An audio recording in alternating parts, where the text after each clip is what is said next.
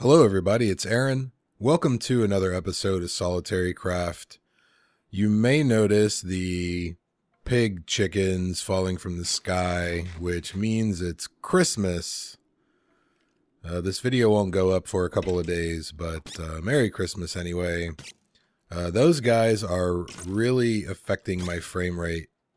I wish there was a way to turn them off besides resetting my system date. I don't think there's a config option anymore. I'm just going to have to deal with it. So here's what's happening with our steel blocks. I moved the basins and stuff up here. Got a couple barrels of electrum. Unfortunately, there was so much instability in the one with copper. It spread so quickly that I really didn't get very much of it. But I'll take what I can get. So I've been thinking about the power situation for the base, and I think we're probably on track to make a boiler pretty quick. We got some buggy elevators. An interesting thing about the steam dynamos, you can actually pump steam into them. So the unfortunate thing is we have to use thermal expansion power for the thermal expansion machines. The good thing is we can use steam for that. So I think what I'm going to do is we'll make a boiler in the next episode or two, probably a high pressure boiler. I'll make a bunch of industrial steam engines, and I'll use half of them for AE and half of them will teleport power to the quarry. And then we'll use some leftover steam in probably about 10 steam dynamos to power all the thermal expansion machines, just so we can make Tesseracts and stuff like that. Most of the machines take, 40 RF a tick, except for the magma crucible. So we're going to need a lot of power to run that thing. Fortunately, we're not going to use it very often. I think, since we can't use conduits to transmit MJ anymore, we don't need to make a bunch of those. We can't store MJ in energy cells, so we don't need to make a bunch of those. However, we can still use them to power a filler or something with conduit, but I'm still working everything out exactly. So the first thing I want to do, I want to enchant something. We have Enchanting Plus, as you can see. I've already set up a spot for this thing, and I want to go plop it down and see what we can get on this diamond pick. I put this over here because it doesn't need to be chunk loaded, and I just basically replace some of the floor with marble. So the way this thing works, you can actually pick your enchantments. And you can see the max level is 70. I've only got 40 levels. So, you know, I like efficiency and unbreaking. I don't have enough levels to make unbreaking 3. But I can use this to repair also. So, there are a couple of enchantments that I just discovered the other day that I wasn't aware of. Slow fall is really cool. When you are falling, you basically just kind of float to the ground. That's on boots. On the leggings, there's something called ascent boost, which makes you jump higher, and I think you fly upward faster. But I just want to do the pick mostly. I need a good work pick. So let's do efficiency 4, unbreaking 3 if we can. We hit E for enchant. And once I get more levels, I can definitely come back here and repair it.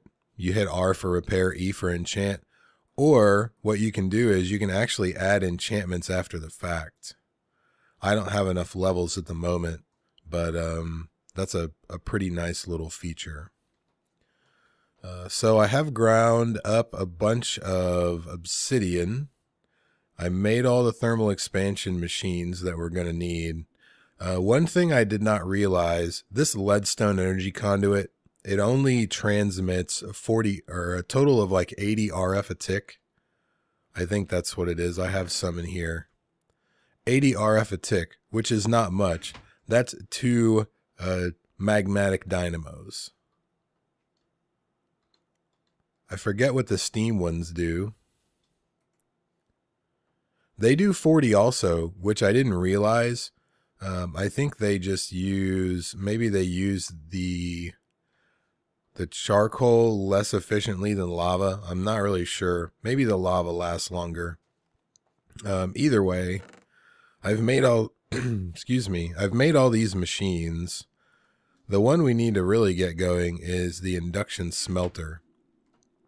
And I have also, what I'm going to actually do is, the engines will go, or the dynamos, they'll go underneath here. And then I'll just end up putting the machines up here. So I actually need to make another ender tank. So let's throw these down. I want to try to make a Tesseract as well. And I may have to disconnect and reconnect because my my game is getting kind of wonky. I did go get a bunch of resonant ender in the portable tanks, and I basically just drained the pool. So let's make the ender tank real quick. If I can remember how to make it.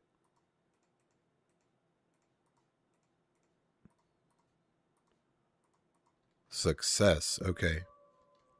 Then I'll disconnect and reconnect. I'm running this on the spare computer in my other room as kind of a server. Just so I can, you know, leave it running and not have to leave my client up. So we need to put some pulverized obsidian and lead in here.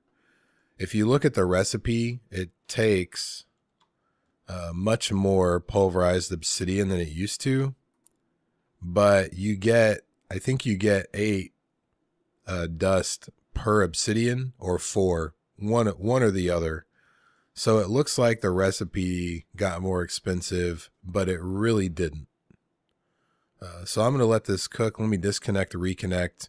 Once we've got some hardened glass, probably at least a stack, I'll be back, and then we'll see what we need to do to make a Tesseract. So I'll see you guys in just a minute. Okay, we've got about a half a stack of hardened glass. And I went ahead also, I grabbed some coal powder, and I made some blaze powder and some redstone. What we're going to need to do is, I was just looking at the recipe for this, or the uses.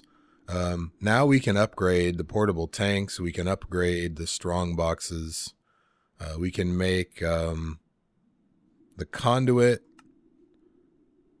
the clear fluid ducts, the clear item ducts. I don't know if those work any faster or not. And the Tesseract frame, which we need enderium ingots. So what we'll have to do is we'll have to make the pyrotheum dust and some enderium blend. And that's actually relatively easy. What I forgot about was we're going to need some pulverized stuff. So let's pulverize some tin. We've got plenty of resonant ender at the moment. Let's see if we've got any tin in here. We do. We'll just take this out. We'll get some tin dust. And while that's working, we'll throw this in here. We got 8 of those. So that means we can make 16 of these.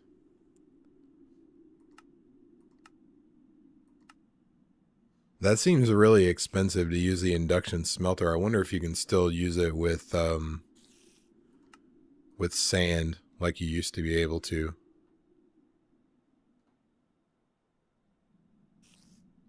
So I also need to do some shiny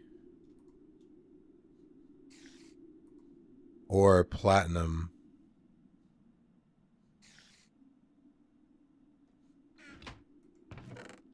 I don't think I've gotten any shiny ingots from all of this. So we may be limited by that. Not that big of a deal. I'll get some more. So we're going to need a bucket. And I'll just use probably one bucket at a time.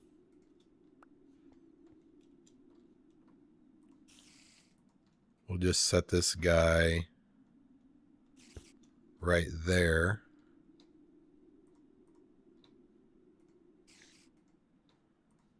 And I think it goes like this and like that. Whoops, I thought it did. Maybe it doesn't.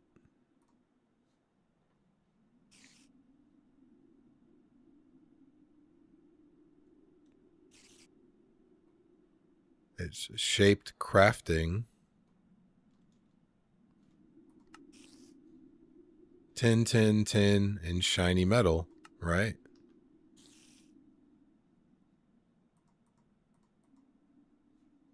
Maybe it's a different bucket. Okay, guys, so here's the deal. Apparently that Ender Forest bucket was conflicting with the resonant Ender bucket for some reason. So what I did was I actually removed Ender Forest from the pack. I just deleted the mod to see if it worked. And miraculously, it does. So I'm going to leave that mod out for now. I think we're going to make 8 of these. Something like that. And I think we may still have to fill the frames. So I'll save some ender pearls for that. So I think we cook this up in here.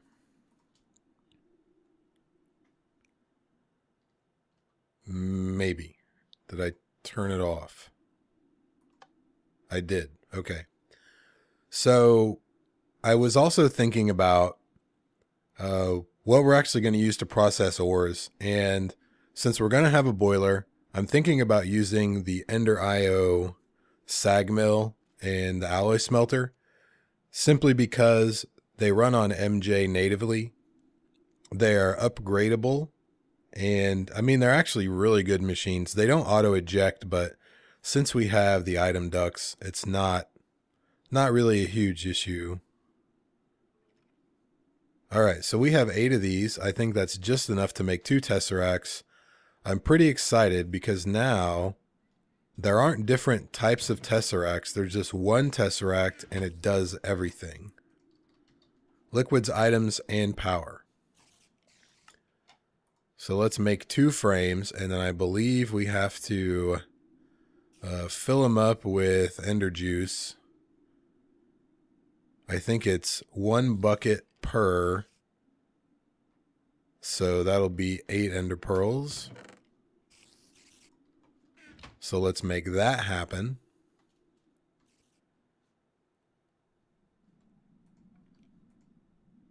And you know what? Let's do it this way instead.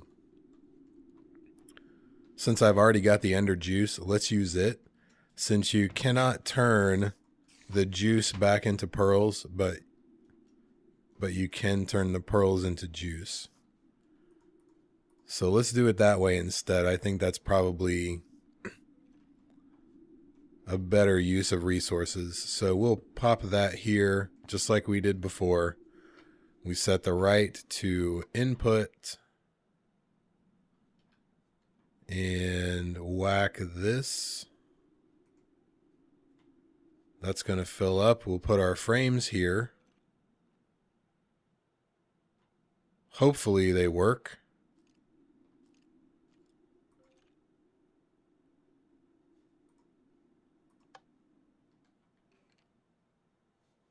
It looks like it's working. Yep, okay. I turned the engines off because there's no reason to leave them on, and I may have just done all the machines without thinking about it. I like how this is the color of the resonant ender now. I imagine it's the same for redstone or glowstone if you do either of those. So let's see what we need to do with this. We just have to put silver around it to get a tesseract, which is awesome. So I'm going to go ahead and take that off, put it on the bottom, and as soon as this thing is done, I'll go ahead and drain this out, and then we will put some redstone and make some conduits, because we're going to need the highest capacity conduits we can have.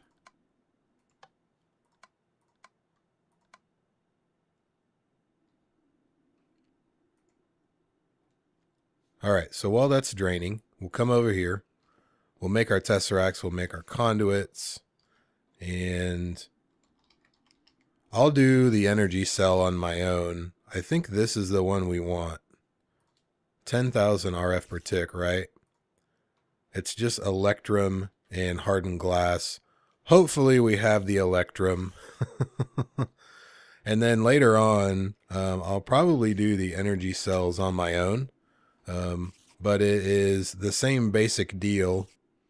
You make your frame, then you fill it up, and then you use this recipe to actually craft the redstone energy cell, which holds quite a bit of redstone flux.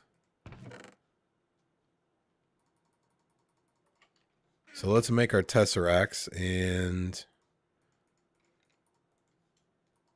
now we'll grab some electrum. I think we will probably only need one block, but I'll grab two instead.